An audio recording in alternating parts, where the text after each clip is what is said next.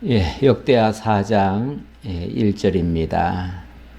솔로몬이 또 노스로 제단을 만들었으니 길이가 20규빗이요 너비가 20규빗이요 높이가 10규빗이며 또 노설 부어 바다를 만들었으니 지름이 10규빗이요 그 모양이 둥글며 그 높이는 5규빗이요 주위는 30규빗 길이의 줄을 두를만 하며 그 가장자리 아래에는 돌아가며 소 형상이 있는데 주위에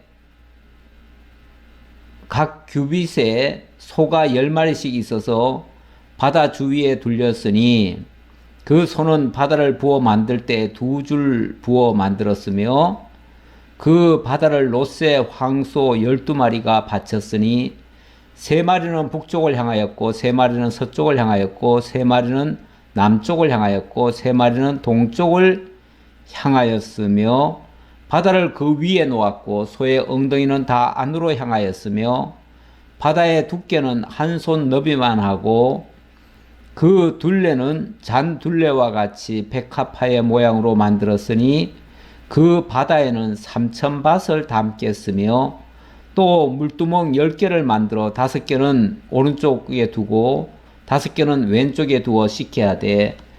제물의 번제에 속한 물건을 거기서 씻게 하였으며 그 바다는 제사장들이 씻기 위해 한 것이더라. 아멘. 우선 6절까지 봉독해 드렸습니다. 자, 이제 솔로몬 성전이 본격적으로 건축되어져서 외관을 이미 만들었다고 보고요. 자, 오늘은 그 전 안쪽에 들어가는 여러 가지 기구들을 만들게 되어집니다. 그래서 성전 시향대로 제단과 바다를 만들고 내전에 둘 등대와 상 10개를 만들고 속과 부삭과 대적과 그 기구들 이런 것들을 만들고 그리고 진설병상과 정금으로 된 등대를 만듭니다. 자, 이런 내용들이 소개되는데요. 자, 이게 내부 안에 내전 안에 있는 그런 각 기구들의 위치입니다. 기구들의 위치인데 자, 여기 지난번에 요 지성소 얘기를 했지요. 지성소 얘기하면서 지성소 안에 언약궤가 있고 언약궤 위에 두 그룹이 있어가지고 날개를 이 끝에까지 닿도록 그렇게 했다. 그 얘기가 있었고요. 그리고 오늘은 이 성소 안에 있는 이 제단, 그리고 떡상, 그리고 등잔대, 뭐 이런 것들, 그리고 여기 높바다, 이 제단, 제단 얘기는 원래 안 나온 것 같은데, 이게, 제단도 나왔나요? 제단과 바다, 제단과 바다. 요거는 이제, 여기, 요거는 요 성소 밖에 그 뜰에 있는 겁니다. 자, 이런 식으로 여러 가지를 만드는 내용. 자, 오늘 이 높바다하고 제단이 제일 먼저 나왔는데요. 이거는 워낙 덩치가 큽니다. 어마어마하게 그 규모가 커요. 얼마나 큰지 이거는 그냥 물두멍이 아니라 아예 바다라고 얘기를 하죠. 바다. 뭐 3,000밭을 담는다 그랬는데 뭐 정확한 그 도량형 계산을 해봐야 되겠지만 아마도 물로 따지면은 한 3톤 정도의 물이 들어간다 이렇게 볼 수 있겠습니다. 그래서 그 안에 들어가서 정말로 목욕 뭐 수영을 할 수 있을 정도의 그런 너비지요. 그러니까 이제 바다라고까지 얘기를 했지요. 이런 것들을 만드는 내용입니다. 다시 한번 볼까요? 솔로몬이 또 노스로 제단을 만들었으니 길이가 20규빗이요 너비가 20규빗이요 높이가 10규빗이며 지금 여기는 사실 이 그림이 조금 작게 그려진 겁니다. 이게 왜냐하면 20규빗이라면 이 지성소의 이 넓이가 20규빗이거든요. 그러면은 이 제단의 크기가 이 지성소의 크기와 똑같아요.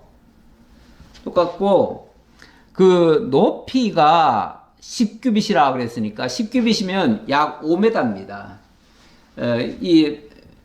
보통 2층 건물 한 층이 보통 한 3m 정도입니다. 3m면은 2층까지는 조금 덜 되지만 그 정도로 재단이 커요. 상당히 크죠. 자, 그 정도로 크고 또 노설 부어 바다를 만들었으니 지름이 10규빗이요. 그 모양이 둥글며 그 높이는 5규빗이요. 이 바다 역시 마찬가지입니다. 바다는 지름이 10규빗이라고 했으니까 이 지성소의 절반 정도 되겠네요. 절반 정도. 그러니까 높바다는 뭐 어느 정도 조금 크기가 맞을는지 모르겠습니다. 그래도 이것보다는 좀 더 큰 것 같아요. 이것도 역시 높이는 10규빗이나 됩니다. 그러니까 가로 세로가 5m씩 되는 그런 엄청나게 큰 높바다를 만들었습니다. 자, 그리고 주위는 30규빗 길이의 줄을 두를만 하며 원래 이 지름에 3.14를 곱해야 원둘레가 되지요. 그런데 여기 지금 10규빗이니까 10규빗이 3.14배가 되니까 약 30규빗이 된다는 얘기죠. 자, 참 정확합니다. 성경에 이런 기록물들이 뭐 대충 한 게 아닙니다. 아주 정교하게 기록이 되어 있습니다. 그 가장자리 아래에는 돌아가며 소 형상이 있는데 각 규빗에 소가 10마리씩 있어서 바다 주위에 둘렸으니, 자, 여기에 이런 조그만 점을 이렇게 찍어 놨는데요. 이게 사실은 소입니다. 소를 여기에 지금 소가 12마리가 이 높바다를 받치고 있어요. 그러니까 소 12마리가 이렇게 삥 돌아서 있는 모습이에요. 그러니까 소 크기의 그런 형상을 만들어 가지고 그걸 소위 말해서 이 높바다의 기둥으로 삼는 거죠. 기둥을 12개를 만드는데 그 기둥이 곧 황소, 뭐 힘이 센 황소를 그 기둥으로 삼은 거죠. 그 소는 바다를 부어 만들 때 2줄로 부어 만들었으며, 뭐 엄청나게 자그한 이 소가, 큰 소가 12마리가 밑에서 받치고 있고 그 위에 이 바다를 올려놓는 겁니다. 높바다를 올려놓는데, 높바다를 이제 부어서 만든다 그렇게 얘기했습니다. 부어 만들 때 2줄로 부어 만들었으며, 콘크리트 할 때 보면은 2줄로 양쪽으로 이렇게 합니다. 하고 그 사이에다가 콘크리트를 붓듯이, 여기는 물론 콘크리트가 아니라 여기는 이제 노설 녹여가지고 거기다가 붓는 건데, 그러니까 이제 그 틀을 그렇게 만들었다는 얘기죠. 만들었는데 그 바다를 롯세 황소 12마리가 바쳤으니, 자, 일단은 그 밑에 받치는 그 황소도 전부 다 놋으로 만들었어요. 3마리는 북쪽을 향하였고, 3마리는 서쪽을 향하였고, 3마리는 남쪽을 향하였고, 3마리는 동쪽을 향하였으며, 그러니까 동서남북, 이 하나님의 모든 형상은 이 동서남북을 가리킵니다. 그래서 이 장방형이라고 그러죠. 똑같은 사각형. 그게 이제 천국의 모습도 그렇다고 그래요. 이 에스겔 같은 데 보면 환상 중에 천국을 보여주는데, 천국의 크기가 동서남북으로 장방형으로 되어 있습니다. 그래서 이 장방형으로 성전을 만드는 것은 바로 그게 천국의 모형이기 때문에 그렇다, 이렇게 보시면 되겠습니다. 자, 그런데 소의 엉덩이는 다 안으로 향하였으며, 모든 엉덩이 쪽은 아무래도 좀 흉한 쪽이라고 볼 수 있는데, 그쪽은 전부 다 안쪽으로 넣어가지고 밖에서는 엉덩이 쪽은 안 보이도록 하고, 전부 다 소 머리 쪽이 다 보이도록 해놨지요. 그렇게 해놓고, 바다의 두께는 한 손 너비만 하고, 바다의 두께가 그 놋바다인데 놋바다의 두께가 이 한 손 바닥이래요. 한 손 바닥이면 약 이게 20cm 정도 되거든요. 보통 사람들의 그 너비가 20cm 조금 넘거나 20cm 전후입니다. 자, 그러니까 그러면은 이 놋 두께가 20cm가 그 엄청난 10규빗 5m, 그러니까 총 말하면은 15m죠. 16m 정도 되겠나요? 예. 이 둘레로 따지면은 16m의 그 길이로 두께는 20cm 두께로 이렇게 바다를 만들었어요. 그러니까 이렇게 제조하기도 너무 힘들고 사실은 놋도 어마어마하게 들어가죠. 이 무게가 아마 뭐 수십 톤이 되지 않을까 싶습니다. 왜냐하면 그 엄청납니다. 크기가 벌써 사이즈가. 자, 그리고 그 둘레는 잔둘레와 같이 백합화의 모양으로 만들었으니 그 바다에는 3000밭을 담겠으며 3000밭이 정확한 수는 알 수 없으나 자관 거기에 물을 다 채우려니까 엄청나게 많았다는 거죠. 또 물두멍 10개를 만들어 5개는 오른쪽에 두고 5개는 왼쪽에 두어 식혀야 돼. 여기 이렇게 바깥에 큰 놋바다가 있는데 요 안에도 여기도 물두멍을 5개씩을 만들어 놨다 그 말이죠. 여기 보니까 구역이 정해져 있어요. 구역이 정해져 있는데 요거는 제사장의 뜰이라고 해서 여기는 제사장들만 드나들 수 있습니다. 그리고 요 밑에는 요 바깥쪽은 여기는 이제 이스라엘 사람들의 뜰이라고 해가지고 이스라엘 백성들 언약 자손들이 여기까지는 출입할 수가 있어요. 그리고 바깥에는 이방인의 뜰이라고 해가지고 바깥에는 이방인들도 접근할 수가 있습니다. 그러니까 요 안까지는 절대 못 들어오죠, 이방인들은. 예.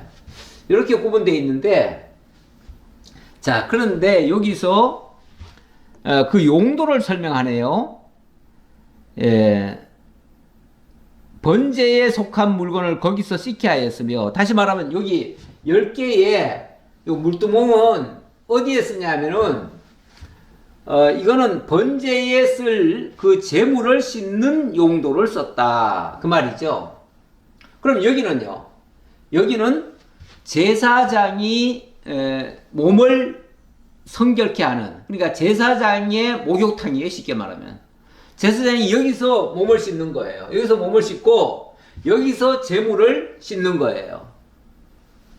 사실 옛날에 그 회막 같은 경우는 이것이 이렇게 따로 돼 있지는 않았었어요. 그때는 하나로만 통칭을 했는데 이번에는 워낙 사이즈가 커지니까 이거를 세분화해서 각각 그 용도를 달리했다는 거죠. 자, 그렇게 해서 10개의 물두멍은 재물에 속한 물건을 거기서 씻게 하였으며 그 바다는 제사장들이 씻기 위한 것이더라. 이렇게 해서 이 물두멍과 그 용도를 설명을 했네요. 자, 설명을 했는데, 예, 그 의미를 조금 살펴봐야 되겠죠. 제가 이제 그 설명은 다 드렸는데요. 일단 놋재단과 놋바다를 지금 만들었다고 했고, 그걸 왜 만들었느냐, 그것의 의미는 뭐냐. 자, 이걸 좀 살펴봐야 되는데, 누가복음 3장 16절 가져왔는데, 거기 보면 이런 말씀이 있어요. 요한이 모든 사람에게 대답하여 이르되 나는 물로 너에게 세를 베풀거니와 나보다 능력이 많으신 네가 오시나니 나는 그의 신발끈을 풀기도 감당하지 못하겠노라. 그는 성령과 불로 너에게 세를 베푸실 것이요. 성령과 불로 세를 베풀 것이다. 불세례죠, 불세례.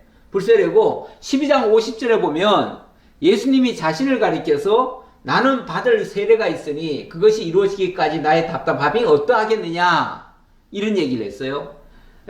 예수님이 받을 세례가 뭐냐면 바로 불세례입니다. 불세례. 예, 불세례죠. 물론 여기서는 지금 뭐가 있습니까? 지금 번제단이 있죠. 번제단은 불로 태우는 거죠. 불로 태우는 제사가 되겠고요. 그리고 또 높바다는 이거는 물로 씻는 거죠. 물로 씻는 것과 불로 태우는 것. 이게 어찌 보면 물세례와 불세례를 가리키는 의미죠.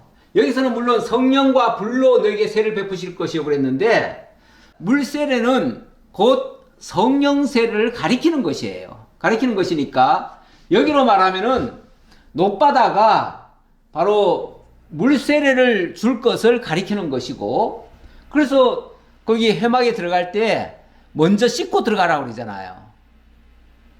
예. 그리고 또 하나님 앞에 모든 것이 온전히 바쳐져야 되기 때문에 그래서 불세례도 받아야 된다 그 말이죠.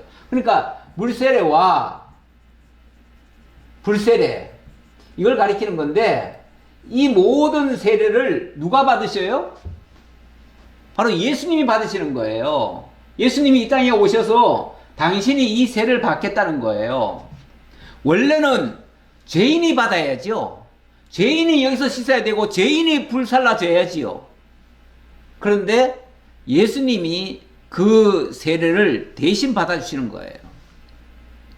그래서 예수님이 왜 세례 요한에게 와가지고 물세례를 받잖아요. 물세례를 받으실 때 세례 요한이 깜짝 놀라면서 제가 당신에게 세례를 받아야 되는데 어떻게 당신이 제게 세례를 받으려고 하십니까? 라고 했을 때 예수님이 우리가 이렇게 하여서 하나님의 의를 이루는 것이 마땅하다라고 하면서 네가 내게 세례를 베풀어라. 왜냐하면 근본적으로는 저들이 세례를 받아야 맞지요. 맞는데 내가 너희를 대신해서 너희의 모든 죄짐을 지고 내가 세례를 받아주마. 그걸 보여줬다 그 말이죠.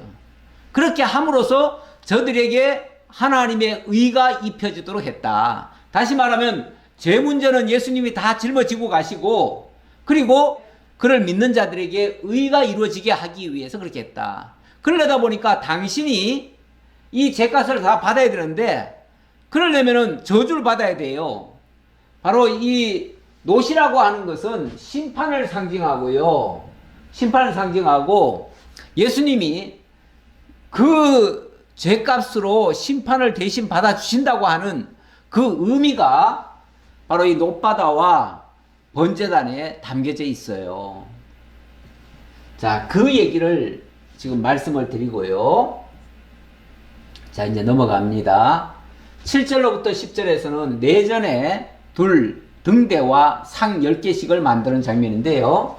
자, 아까 그림 잠깐 다시 한번 좀 더 보면요. 예. 요거죠, 요거. 하나, 둘, 셋, 넷, 다섯. 이게 등잔대지요. 예, 등잔대. 자, 보여주고.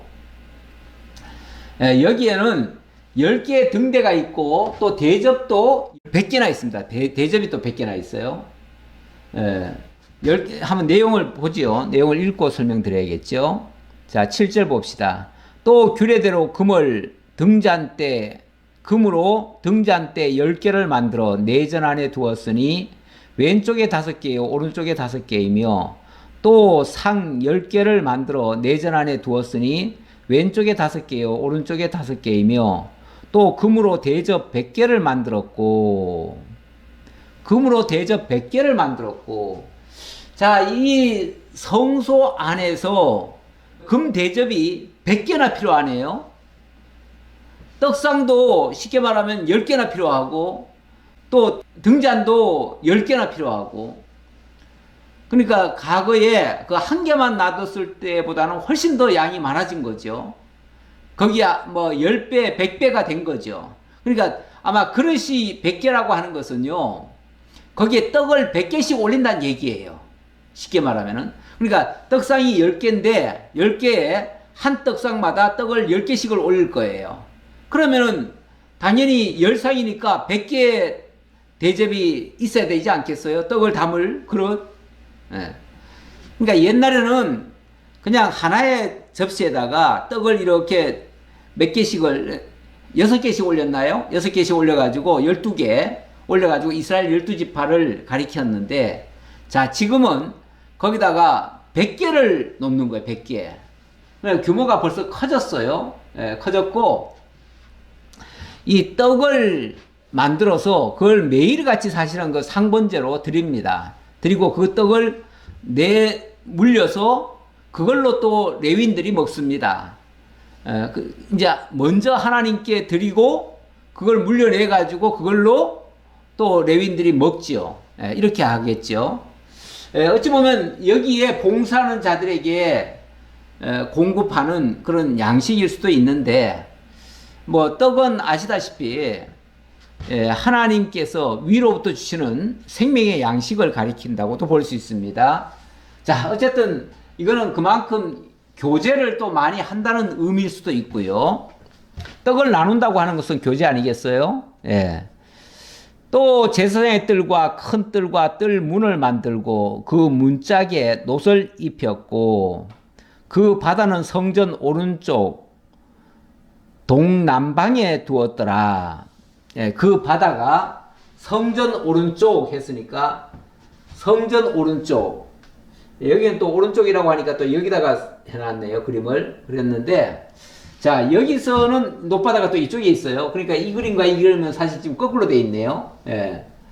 뭐 이쪽이든 이쪽이든, 근데 이제 제가 지난번에도 한번 그 얘기를 한 것 같은데, 이거를 오른쪽이라고 했을 때 이쪽을 지금 여기서 기준을 해서 지금 성소에서 기준했을 때는 이쪽이 오른쪽 맞지요. 예. 근데 밖에서 봤을 때는 이쪽이 오른쪽이 맞지요. 그러니까 이 그림은 이 밖에서 봤을 때 이쪽을 오른쪽이라고 지금 생각한 것 같아요. 그러니까 뭐 이쪽이든 저쪽이든 상관은 없습니다. 상관은 없는데, 그건 우리가 이해하기에 따라서 어느 관점에서 보느냐, 어느 시점에서 보느냐가 있겠죠. 예. 어느 위치에서 보느냐. 예. 뭐 그렇게 이해하시고요.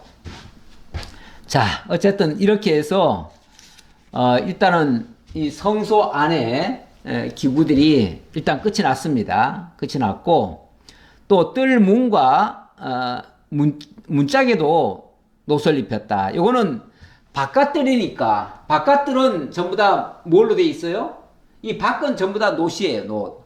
놋은 심판을 상징하기도 하지만, 이거는 어찌 보면 저 안쪽으로 들어가면 황금이고요. 바깥으로 나오면 놋이잖아요. 이 성전 전체가 우리 주 예수 그리스도를 가리키는 것이라면, 그리스도의 그 내면은 굉장히 아름답고 영화롭지요. 그러나 그의 외모는 사실은 볼품이 없습니다. 그래서 바깥으로 나오면서는 볼품이 없는 모습이에요, 사실. 이 바깥에까지 화려하지 않습니다. 바깥에는 좀 어찌 보면 동으로 만들어 놔가지고 바깥은 좀 흉할 수도 있어요. 먼저 해막 같은 경우는 확실하게 그 바깥이 뭐라고 해야 될까요? 그 물개 가죽을 제일 바깥에다 씌워놨잖아요. 그러니까 시커멓죠, 뭐. 시커먼 모습. 정말 볼품 없지요. 근데 원래 해막은 그렇게 만들어 놨어요. 그런데 아무래도 솔로몬이 지은 이 성전은 지난번에 뭐라고 그랬냐면 하나님의 영화롭고 아름다움을 표현해야 된다. 그래서 이 성전을 좀 화려하게 짓는다. 이런 말을 했었는데, 아무래도 조금 화려하지요. 해막에 비하면 훨씬 화려하지요. 그래도 어쨌든 바깥으로 나오면은 황금은 없습니다. 자, 그 다음 11절로 넘어갑니다. 자, 11절로 보시면은 11절로 18절에서는 속과 부삭과 대접과 그 밖에 여러 가지 기구들, 이런 것들을 만듭니다. 자, 이러한 만드는 내용을 살펴보도록 하겠습니다. 자, 11절. 후람이 또 속과 부삭과 대접을 만들었더라. 이와 같이 후람이 솔로몬 왕을 위하여 하나님의 성전에서 할 일을 마쳤으니 곧 기둥 둘과 그 기둥 꼭대기에 공 같은 머리 둘과 또 기둥 꼭대기에 공 같은 기둥 머리를 가리는 그물 둘과 또 그 그물들을 위하여 만든 각 그물에 두 줄씩으로 기둥 위에 공 같은 두 머리를 가리는 석류 400개와 또 받침과, 우선 좀 한번 봅시다. 예, 뭐 좀 복잡하네요. 아무래도 뭐 여러 가지 기구들을 만들다 보니까 복잡할 수밖에 없지요. 근데 여기에 이걸 다 누가 만들었다고요? 예, 후람이 만들었다고 하네요. 후람이. 후람이 만들었다고 하는데, 지난번에 그 후람 이야기가 나왔었습니다.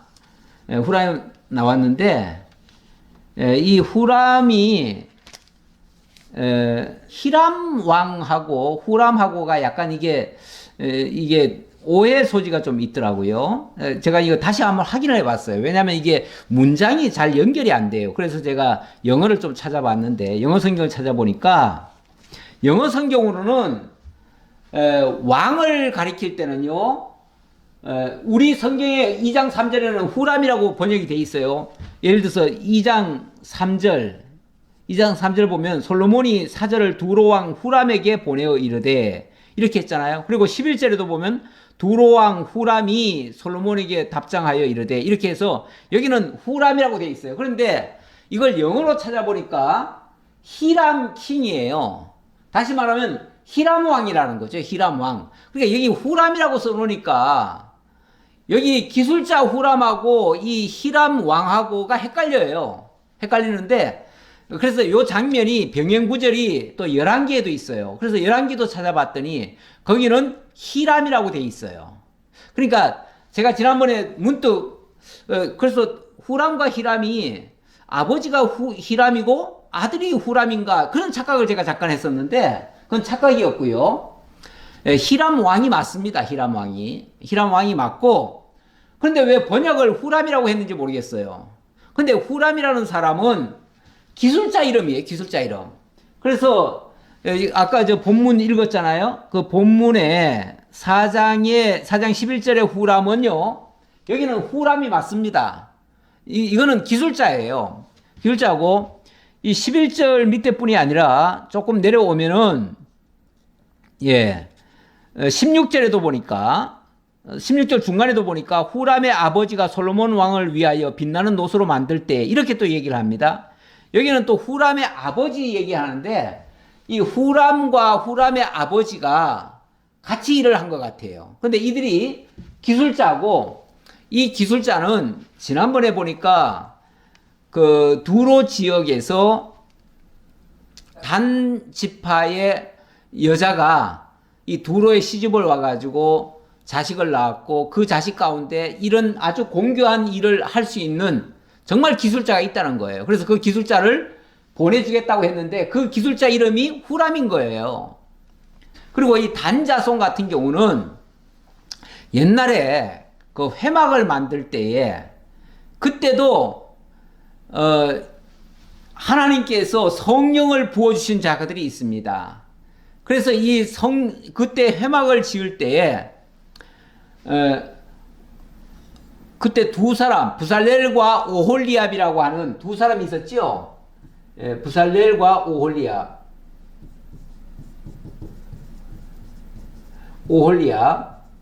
그런데 이 오홀리압이 누구냐면은 이 사람이 바로 단지파예요.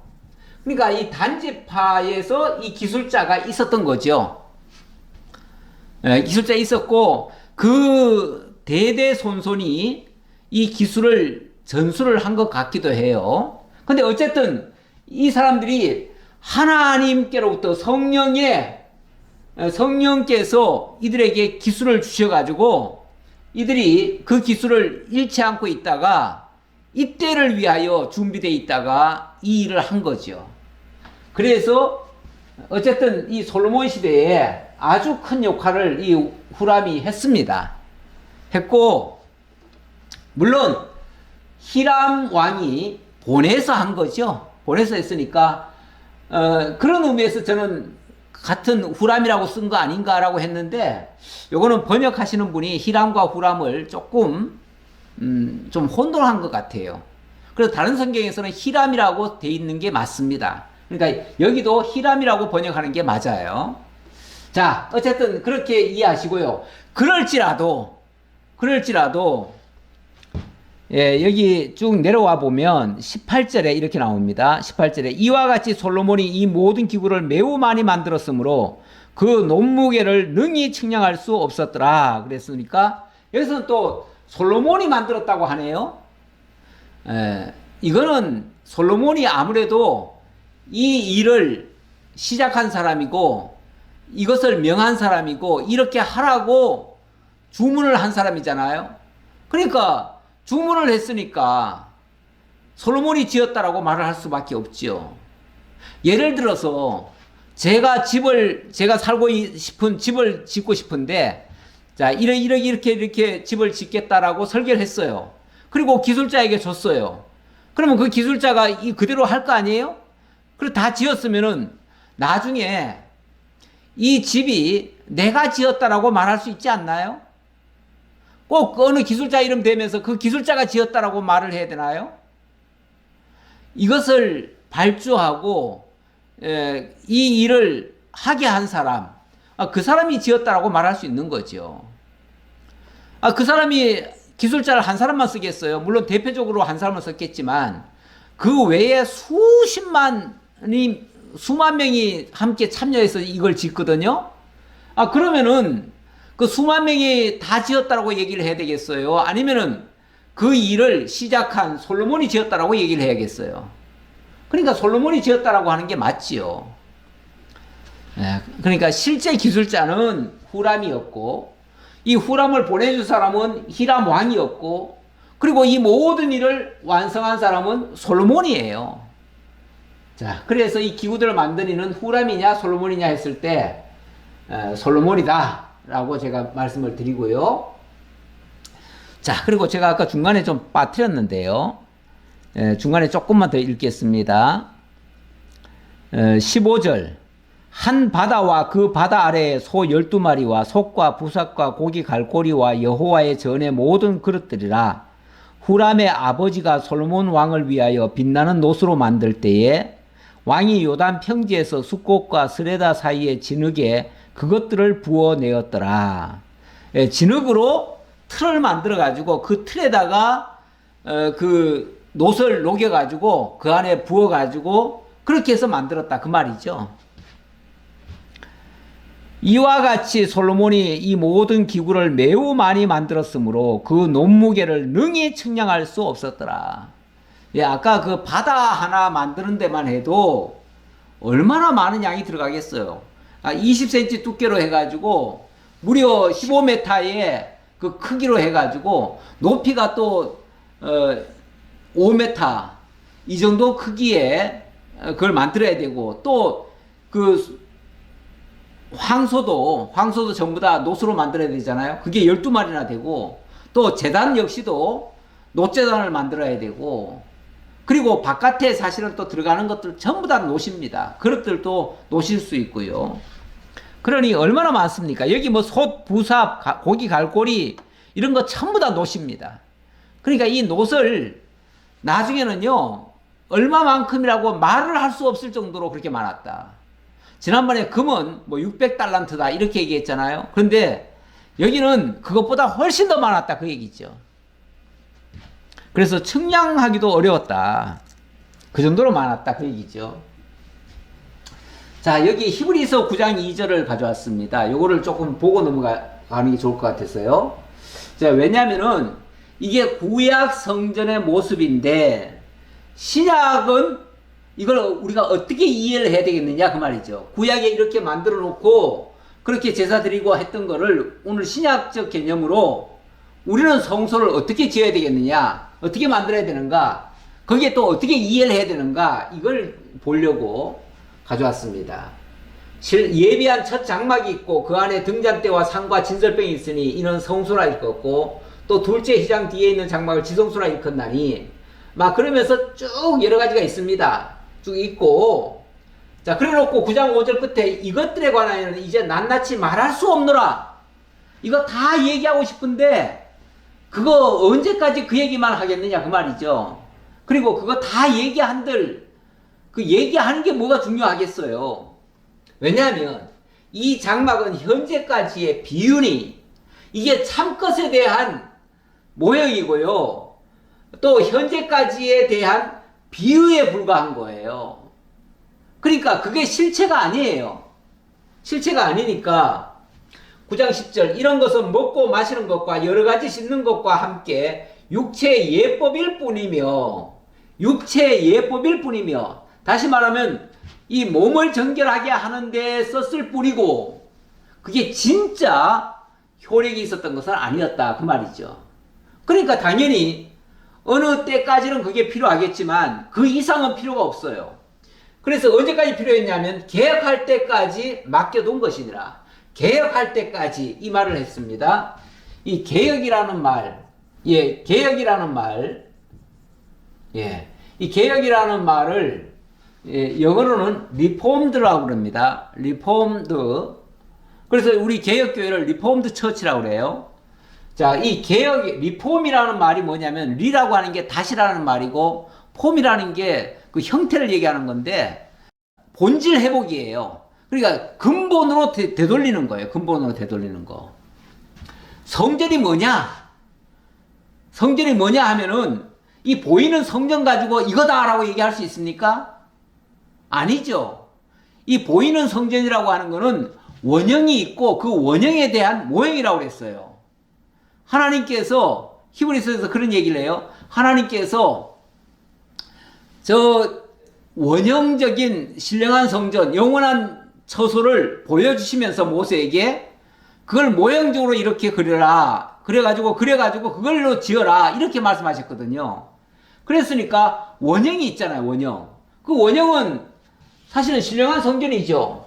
참 성전이죠. 참 성전이고 그것이 예수 그리스도를 통해서 우리에게 당신이 신령한 성전이심을 보여주셨어요. 그리고 우리를 향해서도 너희도 성령의 전이다. 하나님의 전이 될 수 있다. 그러면서 그리스도와 함께 연합하여 참 성전이 되어져 간다. 이렇게 얘기를 해요. 그래서 우리도 지금 성전 짓기를 하는 거예요. 근데 구약처럼 이렇게 뭐 건물로 성전을 짓는 게 아니라 예수를 그리스도로 영접하고 그를 믿음으로 신령한 성전을 지어가는 거예요. 그리스도와 연합해 가는 거예요. 그리스도 안에서 믿음으로 연합이 되어져 가는 거예요. 이걸 신령한 성전 지어간다고 그래요. 이게 제대로 개혁하는 겁니다. 우리는 날마다 개혁을 해야 돼요. 그래서 날마다 잘못된 것은 고쳐야 된다 그 말이죠. 고쳐서 정말 하나님과 더 연합해서 함께 신령한 성전으로 지어지고 영원한 성전으로 바뀌어져 가는 그 일을 우리가 해나가야 된다 그 말이죠. 그렇게 하는 게 중요하지 뭐 과거 거를 똑같이 우리가 답습할 이유는 없잖아요.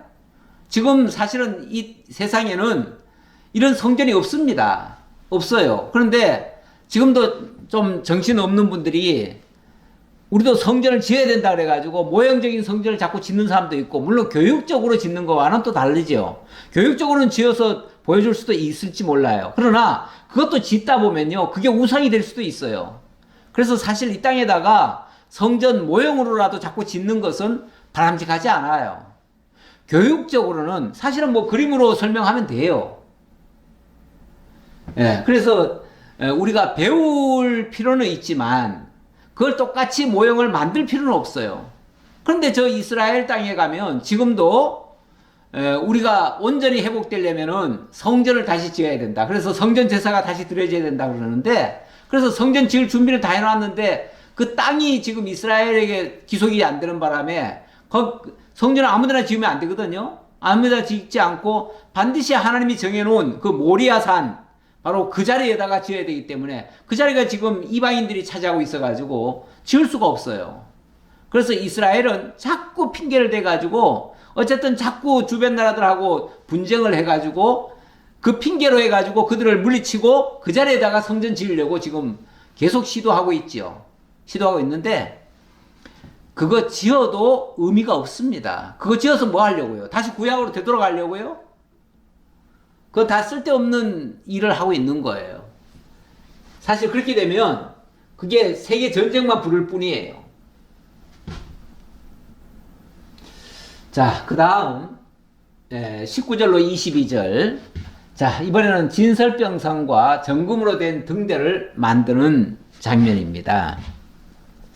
솔로몬이 또 하나님의 전에 모든 기구를 만들었으니 곧 금제단과 진설병 상들과 지성소 앞에서 규례대로 불을 켤 순금 등잔대와 그 등잔이며 또 순수한 금으로 만든 꽃과 등잔과 부젓가락이며 자, 순금등대를 만들라. 물론 아까 뭐 10개를 만들라 있었는데 그거 말고 순금등대를 또 만들라는 것 같아요. 그런데 이 순금등대와 진설병상 이거를 왜 만들라고 했는가?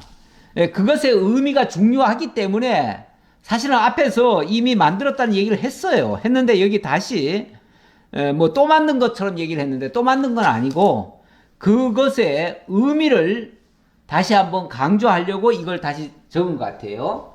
자, 그러면 우리가 지금 보려고 하는 것은 그 만들었다는 그 자체보다 그것이 무슨 의미냐가 사실 더 중요하겠죠.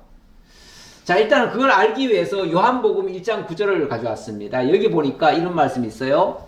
참빛 곧 세상에 와서 각 사람에게 비치는 빛이 있었나니 그가 세상에 계셨으며 세상 그로 말미암아 지은 바 되었으되 세상이 그를 알지 못하였고 참빛이 우리 가운데 오셨대요.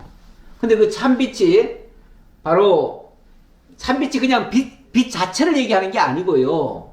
그가 참빛을 갖다가 그가 이렇게 얘기하잖아요. 참빛이 인격적 표현을 하는 거예요. 그가 바로 그리스도를 얘기하는 거죠.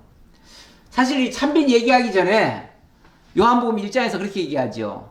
태초에 말씀이 계시니라. 이 말씀이 하나님과 함께 하셨으니 이 말씀이 곧 하나님이시라. 자, 말씀이 계셨고 이 말씀은 하나님이고 이 하나님이 또 이 참빛으로 이렇게 오셨다. 이렇게 얘기를 합니다. 그래서 말씀이 육신이 되어 우리 가운데 거하심에 독생자의 영광이 충만하더라. 이렇게 얘기를 하죠. 이거에 대한 결론이 그렇게 얘기하죠. 그래서 결국은 이 말씀, 하나님, 참빛, 이것이 육신으로 말씀이 육신이 되어서 우리 가운데 임하신 분, 그분이 바로 누굽니까? 예수죠, 예수. 그래서 예수가 결국은 참빛으로 우리 가운데 오셔서 이 어둠 속에 있는 자들에게, 이 절망 가운데 있는 자들에게, 이 죄악 가운데 있는 자들에게 정말 하늘의 참 생명의 빛, 참 자유의 빛, 이런 것을 비춰주신 거죠. 그런데 이 어두운 세상이 몰라요. 이 세상이 그를 알지 못하였다 그러잖아요.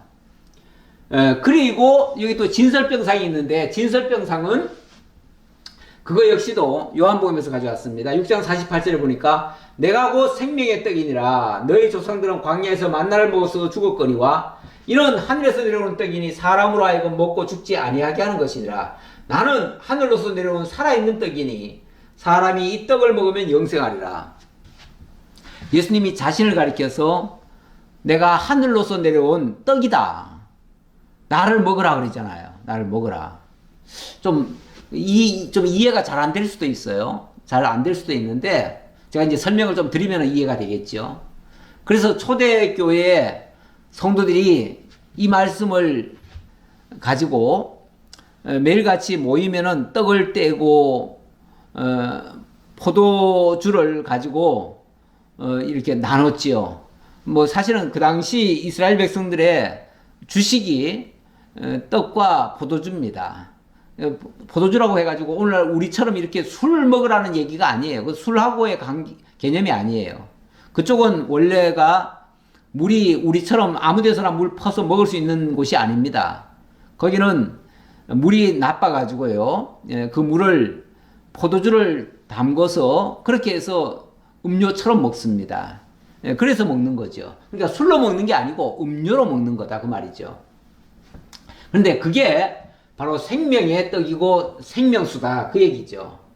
자, 그러면서 자 그래서 이거를 가지고 성찬을 매일같이 쉽게 말하면 만나면은 성도들이 성찬을 하니까 사람들이 저 사람들은 사람의 살을 먹고 사람의 피를 마시나? 이렇게 오해를 한 적이 있어요. 그런데 거기서 말한 것은 예수님의 그 생명의 떡, 생명수, 이걸 얘기하는 거죠. 이걸 얘기하는 거고, 그걸 가리키는 하나의 표적이 있었는데, 일단 그 표적을 보면은 예수님이 어디서 오십니까? 일단 베들레헴에서 태어나시죠. 이 베들레헴도 이 베들이라는 게 이게 베이트라는 건데 이게 집이라는 뜻이에요. 집. 그리고 레헴이라고 하는 것은 이거 떡입니다. 떡. 그러니까 이걸 합하면은 떡집이 되는 거죠. 예수님이 베들레헴에서 태어났다는 말은 예수님이 떡집에 태어났다는 거예요. 근데 떡집에 태어나는데 하필이면 예수님이 아기로 태어나가지고 어디에 누입니까? 구유에 누이죠. 구유. 이 구유에 누이는데 이 구유를 누가복음 2장 11절에 뭐라고 그랬냐면은 이것은 표적이니라 이렇게 얘기를 해요. 예수가 태어나서 구유에 누였는데 이것이 표적이니라. 그리스도의 표적이다 그 말이죠. 그럼 구유가 어떻게 표적입니까? 이 구유라고 하는 것은 뭐냐면 이게 말 먹이통입니다. 먹이통. 먹이통이에요. 우리말로 하면은. 먹이통이니까 짐승이 먹을 밥통이에요. 밥통. 짐승 밥통이라고요. 자, 여기 지금 진설병상을 얘기하는데 이게 쉽게 말하면은 이게 진설병상인 거예요. 여기에 떡은 누가 올라갑니까? 바로 예수님이 이 구유에 누이잖아요. 누구 먹으라고요? 짐승들 먹으라고요.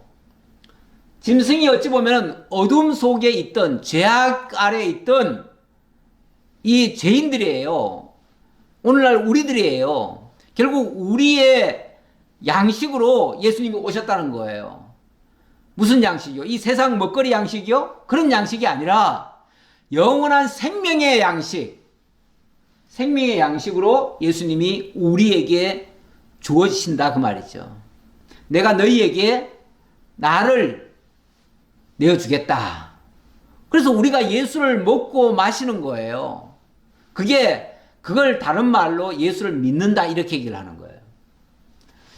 자, 이 순금등대에 대해서는 누가복음 1장 17절에는 이게 의의 태양이라고 하는 말씀이 있고요.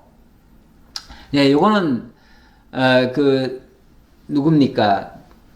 그 선지자가 예수님 태어날 때에 예수님이 아기로 들어오는 모습을 시몬이죠. 시몬이 이 얘기를 한 거예요. 예.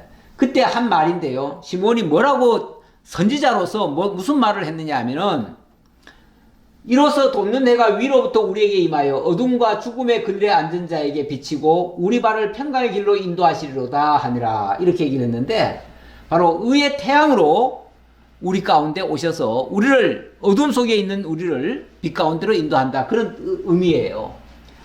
그래서 마치 돋는 해가 위로부터 우리에게 임하듯이 우리 예수님이 우리에게 임하셨다. 그런 얘기예요. 바로 그걸 가리키는 의미가 순금등대다라는 뜻이에요. 자, 그러고 보니까 이 등대와 진설병상은 바로 우리 주님 예수님께서 우리에게 생명을 주시고 참 자유를 주시고 그리고 정말 영생으로 인도하기 위한 그러한 메시아로서 우리 곁으로 오신 거죠. 그걸 가리키는 말씀이다 그 말이죠. 자, 이제 마지막 결론을 맺겠습니다. 요한계시록 21장을 가져왔는데요. 여기 보니까 이거는 이 다음에 영원한 천상에 있는 하나님의 성전. 사실은 천상에는 엄밀한 의미에서는 성전이 없다고 그래요. 그런데 자, 여기 한번 다시 봅시다. 내용을 보고 얘기를 해야겠죠. 21장 2절에 보니까 내가 보매 거룩한 성 새 예루살렘이 하나님께로부터 하늘에서 내려오니 그 준비한 것이 신부가 남편을 위하여 단장한 것 같더라. 새 예루살렘이 하늘에서부터 내려온대요. 근데 내려온다는 개념이 사실은